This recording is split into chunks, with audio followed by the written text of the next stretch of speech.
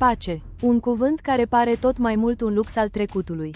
În ultimii 80 de ani, am trăit cu iluzia că marile conflagrații au rămas în cărțile de istorie. Dar astăzi, sirenele din Kiev, dronele de deasupra Tel Avivului și fregatele din strâmtoarea Taiwan ne șoptesc un adevăr crud: ordinea mondială se crapă sub ochii noștri. Suntem în pragul celui de-al treilea război mondial. Sau, așa cum spun unii analiști, am făcut deja primii pași în el. Astăzi, la Animatura, analizăm piesele de domino care pot dărâma întreaga civilizație. Totul a început cu Ucraina. Ceea ce trebuia să fie un război fulger, s-a transformat într-o gaură neagră care aspiră resursele industriale ale Occidentului. Rusia a trecut deja la o economie de război, fabricile lor de tractoare produc acum tancuri 24 de ore, 7 zile. Dar Ucraina e doar un front. Priviți spre Iran. Teheranul nu mai joacă doar prin intermediari, ci atacă direct. Israelul și Iranul au intrat într-un conflict total, iar inima energetică a lumii se oprește.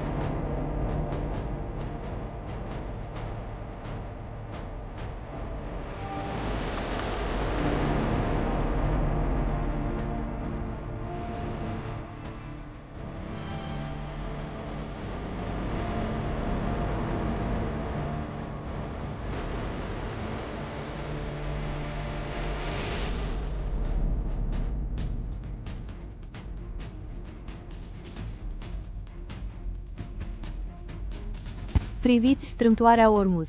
De aici poate porni o criză economică majoră, dacă nu va fi deblocată urgent. Și ultimele două războaie mondiale au fost precedate de crize economice majore. Dacă Iranul continuă să împotmolească strâmtoarea Ormuz, 20% din petrolul lumii dispare. Prețul barilului ar sări la $200. Economia globală ar intra într-un stop cardiorespirator. Inflația pe care o simți acum la supermarket ar fi doar o amintire plăcută față de ce ar urma.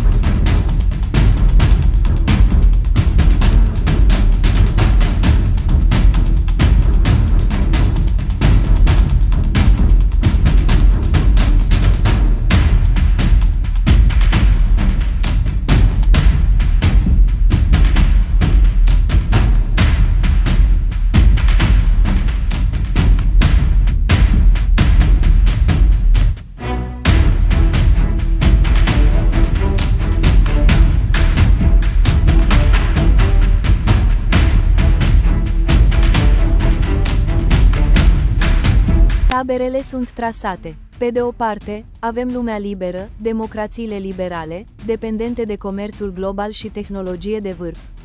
Pe de altă parte, s-a cristalizat ceea ce experți numesc axa rezistenței sau axa răului 2.0. Rusia oferă materiile prime și experiența de luptă. China este uzina lumii, capabilă să producă muniție la o scară pe care Occidentul a uitat-o. Iranul oferă tehnologia dronelor și control strategic în Orient, iar Coreea de Nord. Ei sunt depozitul de obuze și forța de muncă brută. Aceste țări pot ușor profita de oamenii, care pentru conducerile autocratice, nu contează. Și mai e ceva: BRICS. Nu este o alianță militară oficială, dar este instrumentul prin care aceste țări încearcă să distrugă arma supremă a Americii, dolarul. Dacă lumea nu mai folosește dolarul, SUA nu mai pot finanța portavioanele care patrulează oceanele. Cum arată începutul? Nu cu o bombă atomică, ci cu liniște. În faza 0, sateliții GPS sunt orbiți. Internetul pică după ce cablurile submarine sunt tăiate. Bursele se prăbușesc. Apoi, China face mișcarea asupra Taiwanului. Cu SUA distrase în Ucraina și blocate într-un război cu Iranul în Orient, Washingtonul ar trebui să aleagă pe cine salvăm. Este scenariul celor 3 fronturi. Nici o putere din istorie nu a putut câștiga 3 războaie majore, în 3 colțuri diferite ale lumii, simultan.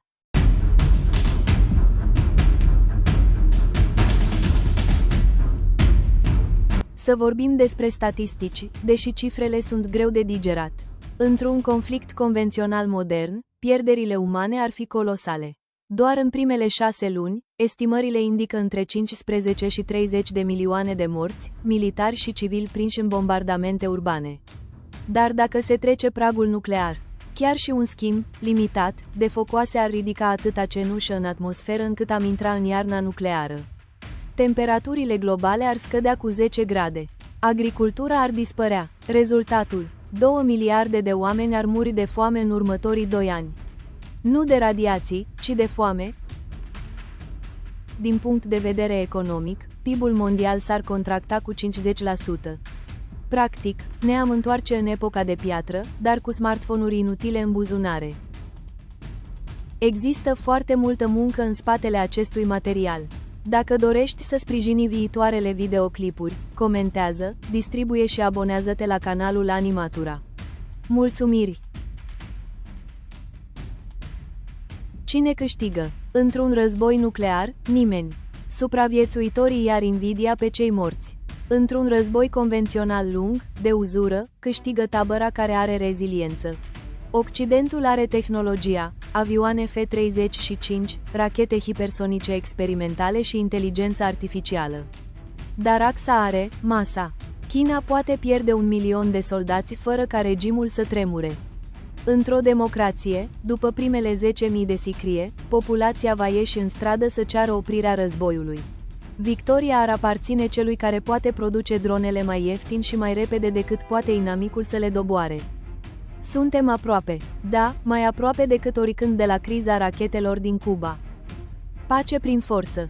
Voi ce credeți? Suntem deja în faza de încălzire a celui de-al 3-lea război mondial sau omenirea va găsi o cale de a da înapoi de la marginea prăpastiei? Scrieți-mi părerea voastră în comentarii. Suntem Animatura și până data viitoare, sperăm la un viitor mai senin.